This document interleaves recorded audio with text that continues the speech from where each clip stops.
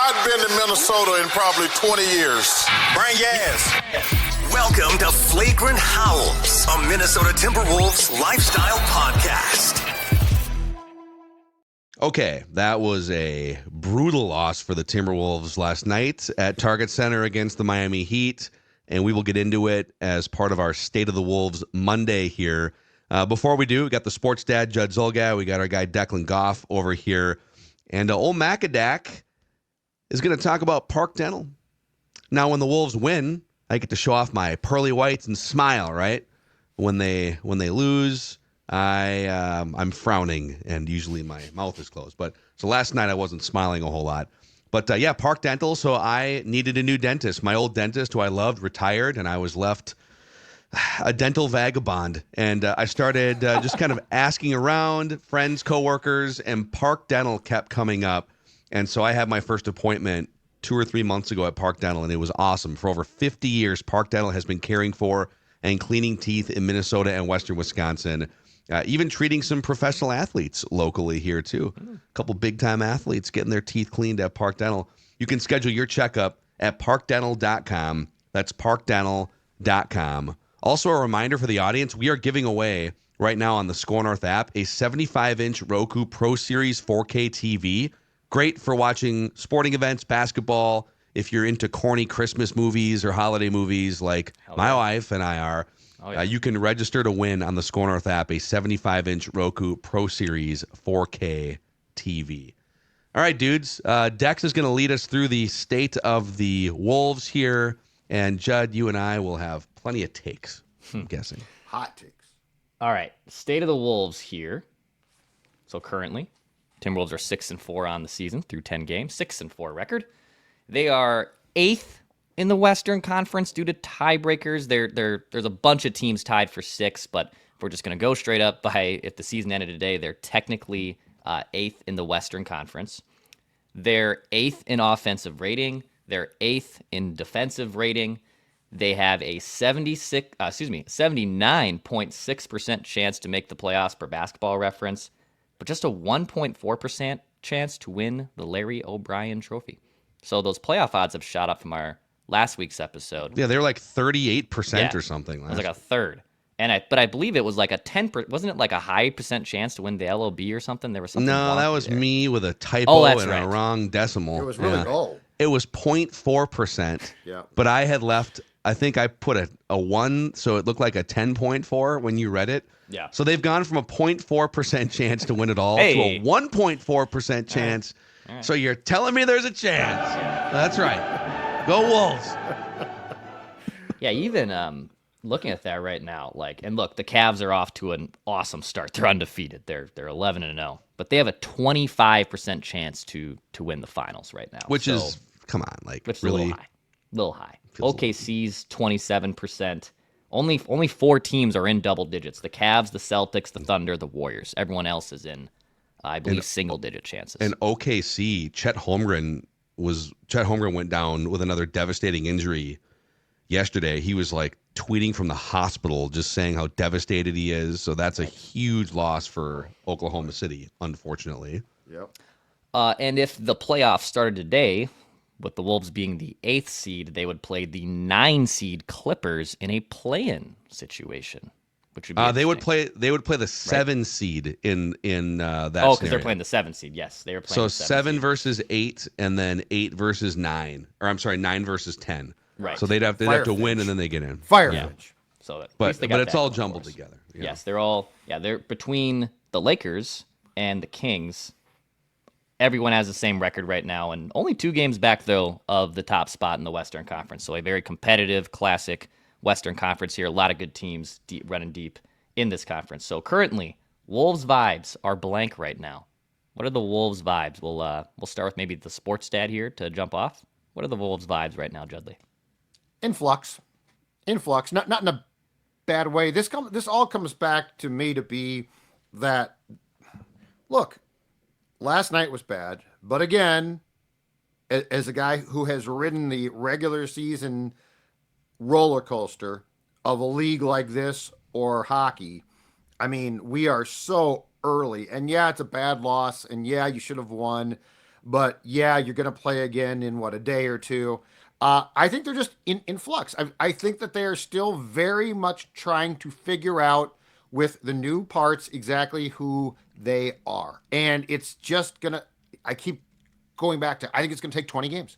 I think it's going to take 20 games.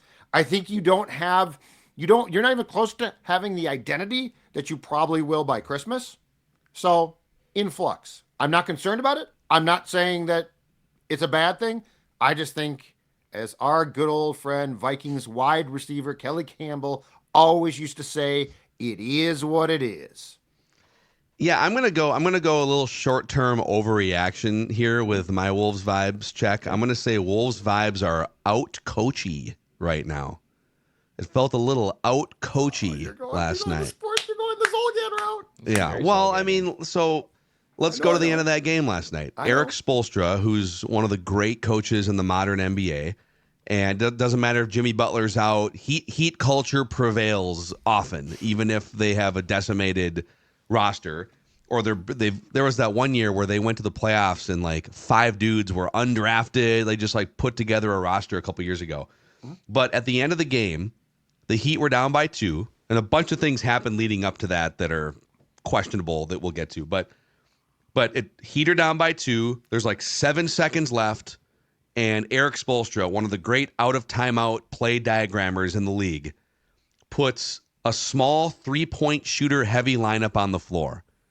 And the Wolves look and see, whoa, okay, we got to get switchy here because we don't want we're only up by 2. We don't want them to get a wide open 3 and win the game. So Rudy, we're gonna pull you. We're gonna pull literally the defensive player of the year and the best rim protector in franchise history. We're gonna pull him out of the game and go small lineup because Finch was really paranoid about the game-winning 3.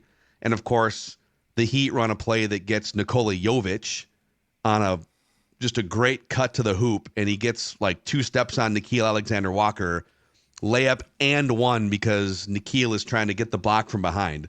So in trying to combat a 3-point attempt by putting a small lineup on the floor and taking your rim protector out, they wind up giving up a wide open layup and the and 1 foul anyways, and Eric Spoelstra gets the 3 points regardless. Also, after the game, Chris Finch admitted, on those offensive possessions leading up to the final sequence, I should have kept Nickeil Alexander-Walker out there for some better flow offensively. Finch is still clinging to the old Mike Conley, like last year's Mike Conley. Right. But one of the biggest talking points going into the season was, hey, he was awesome last year. He's also right around that age where guys start to completely fall off a cliff in the NBA. And he is the elephant in the room on this team right now. And I got more on Mike Conley, and we can save it for different sections. But like grinding Mike Conley at the end of that game and then pulling Rudy Gobert out. I'm not saying Finch is a bad coach or that he should be on the hot seat or anything. I'm saying that was a bad night for Chris Finch, and the Wolves need to start to look at this thing for what it is, which is Mike Conley is no longer the important cog this year that he was last year.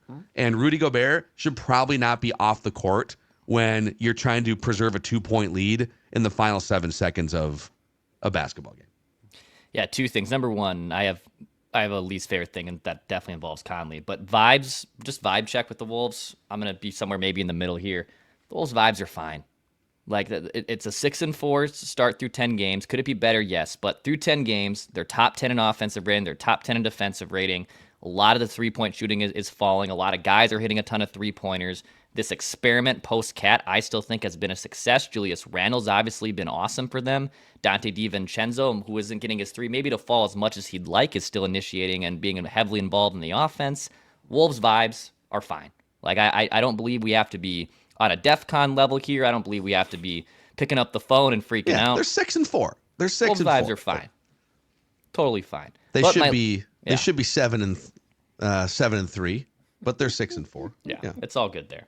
But my least favorite thing is definitely Mike Conley. And this is what happens to Phil's point. Sometimes you get up there in age a little bit. He just turned 37 last month, but currently through 10 games, shooting 30% from the floor, 30% from 3. Obviously, still playing 23 minutes a night, which is a little less than his season average last year in a smaller sample size. I mean, he's only played 10 games of 76 last season. But is there an age cliff here? Is this just ineffectiveness? He claims this hand injury he's dealt with for years and has never fixed, which I also find very bizarre. I'm not buying this. Yeah, I agree. I don't. What do you mean you've been dealing with it forever? Like he's had we know we've covered a lot of guys who have had problems that then spark up and get worse. And I think I think what's going unsaid here is he dealt with it for a long time and managed it, and now it's managing him. And this is Wait, are you saying you think that the hand is a bigger problem than he's letting on? I think there's no question about it. There's no question about it. I mean, he is not. He was able to a year ago compensate more because I mean, yes, he's reaching critical mass in age, but I think the wrist now, I think he's trying to act like he's still able to manage it, and I think it's a problem because the decline and things about the decline and the shot at times say to me there's enough pain there now. He's trying to play through it, but I think we get to a point too where when is it a good idea to be shut down to allow it to at least get back to where it was previously? It feels like he's fighting it. Like, no, I've done this before.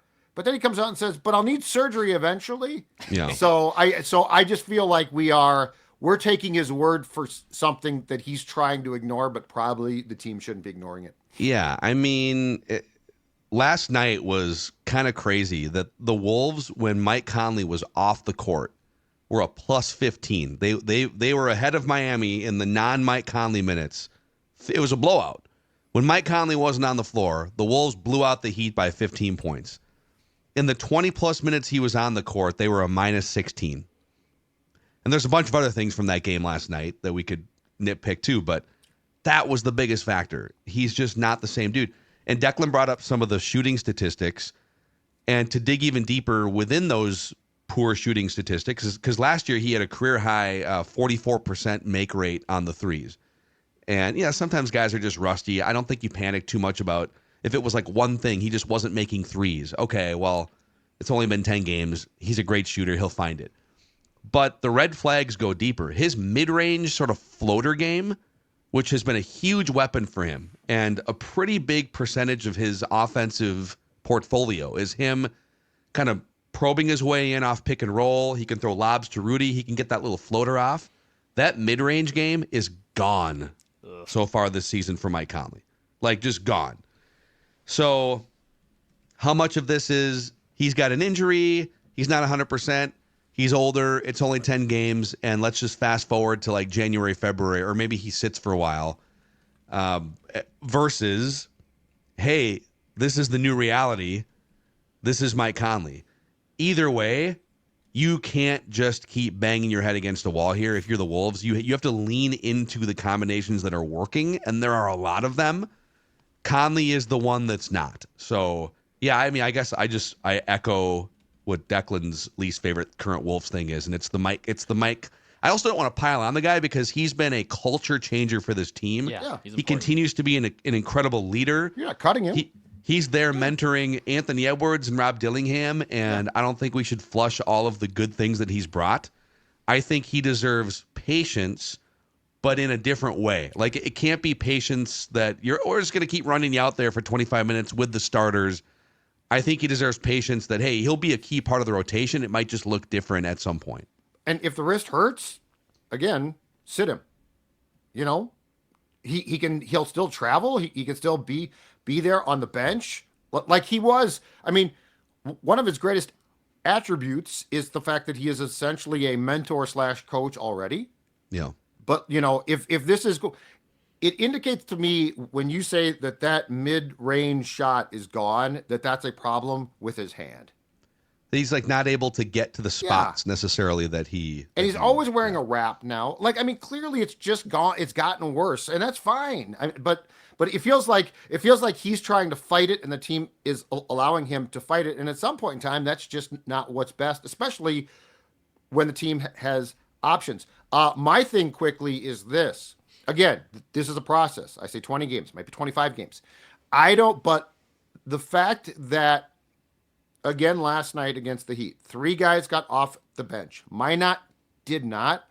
I think Finch is stunting the growth of the development of where things are going to need to be by not taking the opportunity right now to at least get a guy like Minot off the bench and play him more. Like, so we're going to go through this 20 game stage, right? And the identity is going to start to gel. And at that point in time, you're going to play guys off the bench a little bit more. Like, let's do it all now. It's early season. You're still going to win games. You're a good team. Mm-hmm. But let's not like stunt the growth of this entire thing by now after 25 games saying, okay, now it's time to play the bench, because inevitably the bench is going to have to play. Guys get hurt. Guys get tired. Well, you could argue that Conley should sit for like 2 weeks. But I mean, last night we went back to 3 guys got off the bench, and after that, no one did. That's not sustainable. What's interesting about it is it's not. When you think of an 8-man rotation, you think, oh man, the starters are probably all playing 39 minutes, and then you've got 3 guys coming off the bench. It's actually not like that. They've got 8 guys last night, for instance, and only 2 players played more than 33 minutes. So Julius Randle played 36, and Ant played 37. And with the other 6 guys in the 8-man rotation, they're all between 23 and 33 minutes.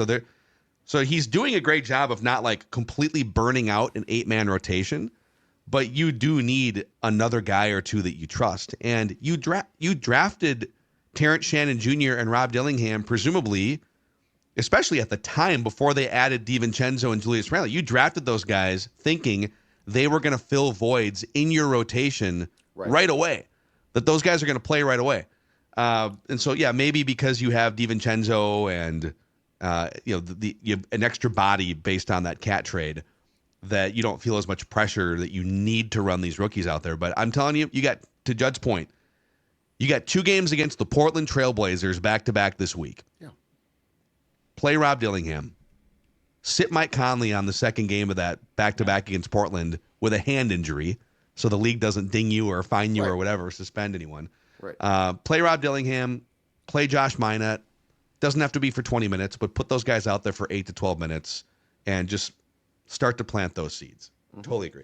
Okay, before we get to our favorite current Wolves thing and the featured stat of the week here, let me tell you guys about our friends at Brickworth, downtown Minneapolis. So the OG location in Burnsville opened a few years ago, but the second location in the North Loop is just a couple of blocks from Target Center. Brickworth in the North Loop, perfect for home and away games. If there's an away game, you can just go and watch on one of the many TVs. You can eat, drink post-game or pre-game for the home games. And they've got that Detroit-style pizza, which is incredible. And they also have, and somebody tweeted me that they tried these this weekend, they've got some of the most unique, amazing dry rub wings. They had like Cool Ranch Doritos dry rub wing seasoning. So check it out, Brickworth in the North Loop. If you're in the mix for a Wolves home pregame or an away game, you can check them out. They brew their own craft beer as well at Brickworth. And like right kitty corner from Brickworth is the Filmore, Dex, where we had our Purple Daily draft party a few months ago. Yeah, we had a blast there at the Fillmore, just steps away from Target Center, Target Field to Phil's Point. Got some great concerts coming up. G-Eazy will be there. Next week, Kip Moore will be there later this month as well. Plenty of awesome shows. You can go to scorenorth.com/tickets to check out all the great shows that the Fillmore has to offer. Awesome place for a concert. Go check them out. scorenorth.com/tickets to learn more. All right, Dex, let's keep moving through our State of the Wolves Monday here. All right, I'll give you my favorite current Wolves thing before we get to the stat of the week. My favorite current Wolves thing is multiple guys are just cashing in these 3-point attempts. So this isn't even just a heavy dosage of, Anthony Edwards, who's hitting these at historic rates and attempting them really at historic rates. You have Naz Reid that's hitting his 3-pointers. You have Julius Randle who's hitting his 3-pointers. Nas hitting his 3-pointers. And you'd like to think guys like Dante and maybe if Mike Conley figures things out, those guys are going to start hitting them and they're going to start falling as well. I love that these guys aren't just relying on one dude to hit these 3-point attempts. I know it's been a huge point of contention in the NBA as the league and players and stars too reliant on 3-point attempts. But currently, there's a bunch of Wolves players that are cashing in these three-pointers. And yes, there'll be days where they're maybe not falling in a game, and you'll lose a game, and that happens, but they're not self-reliant on one guy. There's a bunch of dudes here who are hitting their three-point attempts, and it's definitely been my favorite thing so far. And DiVincenzo is going to come around even more. Like, I firmly believe that dude's going to be like a 40% three-point shooter on the year at high volume too. So the fact that he's off to a little bit of a slow shooting start, but the plays that he makes kind of in and around the shooting is also. So here, all right, here's my favorite Wolves thing. We have solutions to the Mike Conley problem because there are some lineup combinations right now that kind of replace Mike Conley. It'd be one thing if you just didn't have anyone that you trusted to dribble the ball, initiate offense, and pair well with Anthony Edwards. But you do. In fact, if you look at some of their top three-man lineup combinations right now after 10 games, Nickeil Alexander, I'll give you one in particular. When Nickeil Alexander-Walker, Dante DiVincenzo, and Anthony Edwards are on the court at the same time, and then you put like a Rudy Gobert out there and Julius Randle, whoever. When those three guys are on the court at the same time, the Wolves are a plus 26 points per 100 possessions. The problem is they've only been on the court for 98 minutes in 10 games. So less than 10 minutes per game in the first 10 games of the season. You need to lean more into, you've got solutions that work here. And it's like you're still trying to cross your fingers and hope that these Mike Conley-centric lineup combinations, I mean, I wouldn't be afraid to just reduce Mike Conley's minutes. I think he'd be fine coming off the bench. Hey, 18 minutes a night for now. Let's get your hand healed up. Maybe at some point we can get you back in the starting lineup. Maybe not. Maybe this is just your role now. But we need to start with the things that are working. And Nickeil, Dante DiVincenzo, Anthony Edwards is a trio that should be playing more than 10 minutes per game together. I would start there. Let's get that to 15, 18, 20 minutes, and then we can kind of figure out the rest. Because if you were to just replace 5 of those Conley minutes last night with more Dante DiVincenzo or more Nickeil Alexander-Walker, you win that game. Yeah. Mathematically, you win that game last night. Yeah. I think Finchy is very loyal, and I think that's like if there's a potential problem but a good attribute as a person, it's that.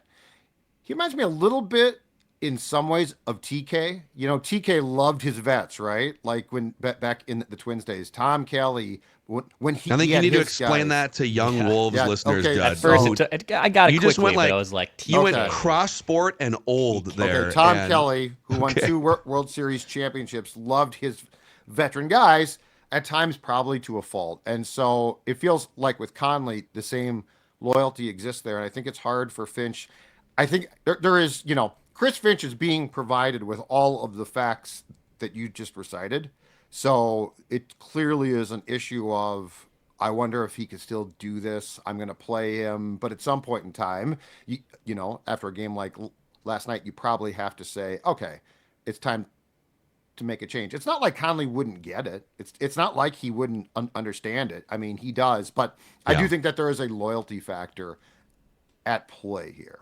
Yeah. And then, I mean, just for fun here, we pull up the 5-man combos. So, yeah, it's kind of glaring. So when you put the most frequently used 5-man combo is the starting lineup, obviously. Conley, Anthony Edwards, Gobert, Jade McDaniels, and Julius Randle.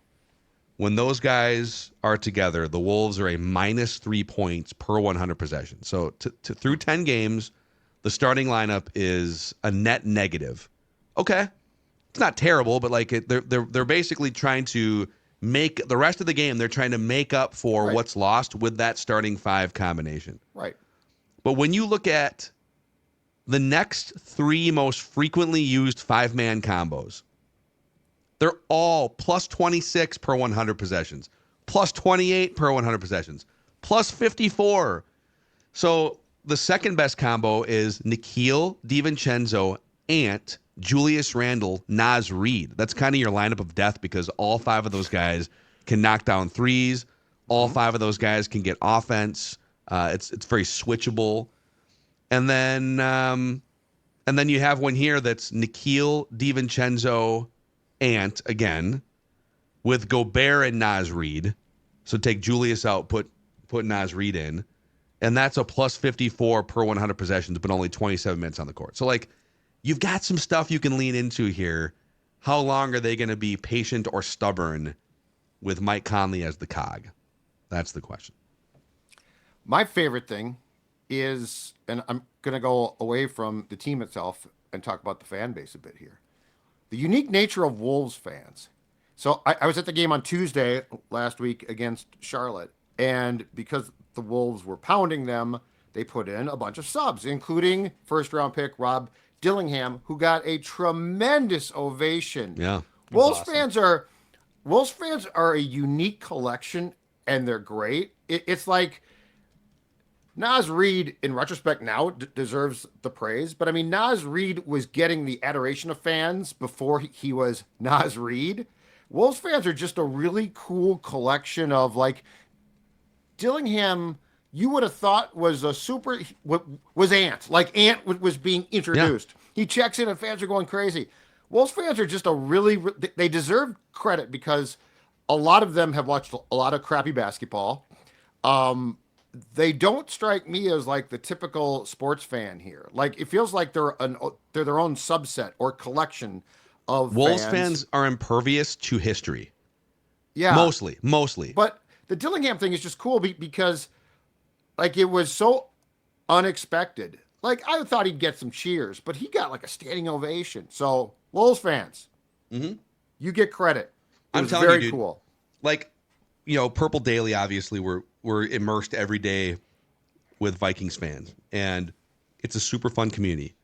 But it is a really, in some ways, fragile, insecure, emotional disaster fan base, and I say that it's charmingly that way, where if one small thing starts to go wrong, oh my gosh, you know, we just have a lot of PTSD. Sure.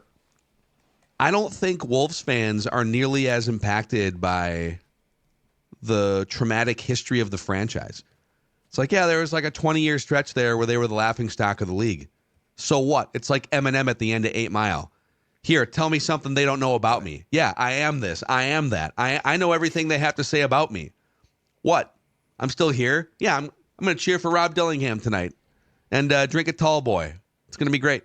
Yeah. There's just like this imperviousness to the history of the franchise and the embarrassment of the post-KG era.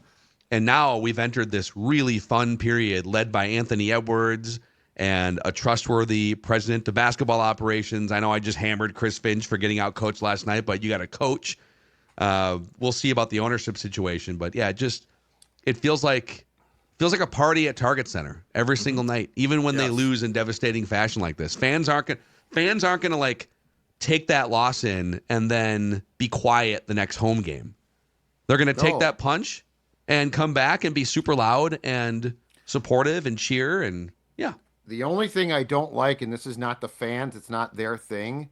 The only thing I don't like, and I'll explain why, is we don't sit until we score. And the reason why is because D'Angelo Russell is why that started.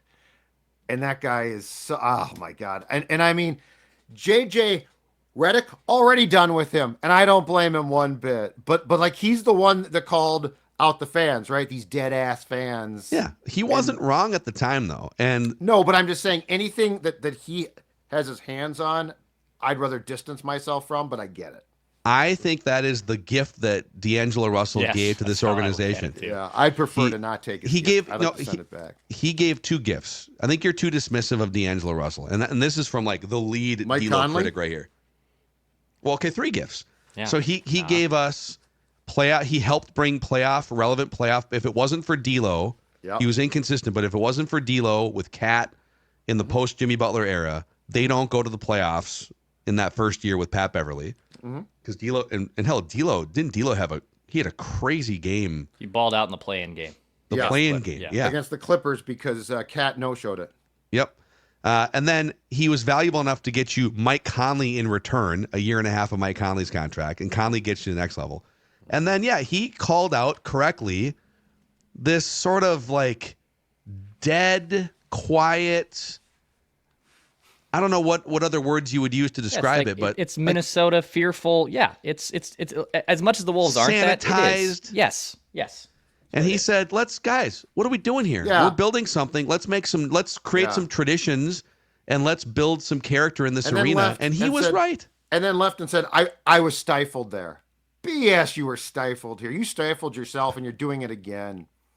Agreed. 100% agreed on all the D'Lo criticisms. I can't take him. Sorry. But I appreciate that he left 2 or 3 gifts for this franchise. Now was involved in that trade. Exactly. Nikhil Alexander-Walker was in that trade. Worked out. I'm good with it. Yeah. So you can stay seated if you want in protest. I will stay. I will. Seated. He ain't gonna tell me. Speaking of dead ass basketball player. Oh man. Do you guys want a stat of the week?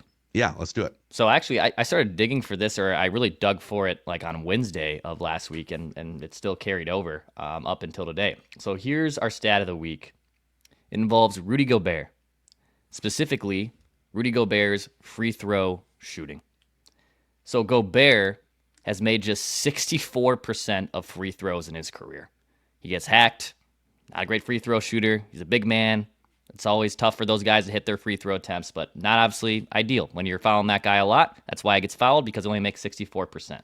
His highest percentage ever was 69 his last year in Utah before he got traded to Minnesota. This season, Rudy Gobert is shooting 79% from free throw land. Wow. A significant upgrade from his career rank, and in fact, it's even above league average of 77%. This is kind of like what happens when we talked about with the Twins, where you cut down on all of the strikeouts, right? You cut down on all the swings and misses. Similar vein with free throw attempts. Now, he's not going to the line as much as he was. I mean, in the 10 games, he's only going to the line like 3 times per game, where he usually gets around 5 to 6 attempts in his career. But dude, this comes down to efficiency. If you start shooting significantly better from the free throw land, go ahead, keep fouling Rudy. And if you're going to shoot 79% from free throw land, that's great. So Rudy Gobert's uptick in free throw percentage, a very significant thing that I think to watch here for the rest of the season. And it's oddly being essentially canceled out by Anthony Edwards' worst season of his career at the free throw line. He had that one game a couple weeks ago where he missed like 6 of them in the same, I think it was the first half he missed like 6 of them. But Ant is shooting only 67%. It's like Ant and Rudy switched bodies at the free throw line so far this year. And if Rudy can sustain, I don't think he's going to shoot 79% on the year, but like if he can sustain something above 70%, and then Anthony Edwards gets back to the 84% he shot last year, the Wolves could actually be one of the better free throw shooting teams in the entire league. Because like Conley makes his free throws. DiVincenzo and Nikhil are going to make their free throws. Naz Reid. So that's a great little nugget there. Gobert turned it around. Hell yeah. I loved I know he threw shade at D'Lo, but I think even like Jim Pete, I forget which game it was last week, was like, well, yeah, D'Lo never bought in that whole feed Rudy Gobert thing. Like even Jim Pete threw an unnecessary, not kind of necessary shot at D'Angelo Russell during his tenure here with Rudy. Yeah. Oh yeah. D'Lo deserves a ton of criticism, and I am here for it. Yes. But I appreciate what D'Lo has brought to this I'm franchise. sitting. I'm not standing up. Oh man. All right, boys. There's your State of the Wolves Monday here on Flagrant Howls. Appreciate those of you who have given us a 5-star rating and or a positive review on Apple and Spotify. And we'll hit you with a few more episodes this week, including Kyle Tighe. This is your favorite Timberwolves lifestyle podcast.